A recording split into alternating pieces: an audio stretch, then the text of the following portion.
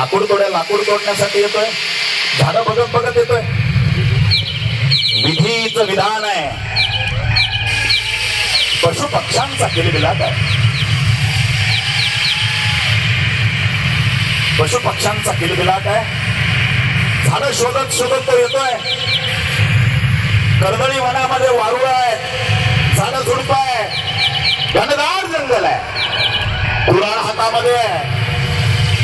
बायकोने सांगितलं लाकडाची मुळी आणल्याशिवाय घरी यायचं नाही, चूल पेटली नाही तर जेवायला देणार नाही. शोधतोय बिचारा, झाड बघतोय तो, कोणतं झाड घेऊ, इकडचं घेऊ का तिकडचं घेऊ.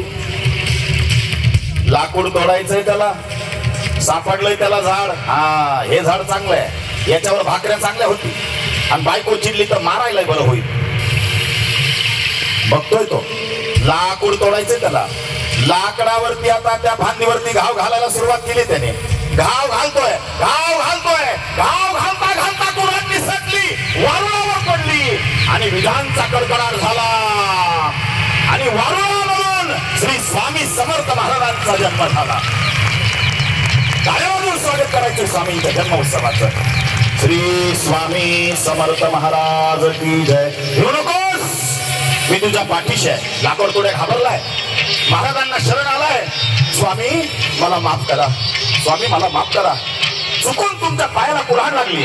स्वामींच्या पायात रक्त येत होतं, पण महाराज हसत मुखाने म्हणत होते, टाळी वाजून आनंद घ्यायचा आहे.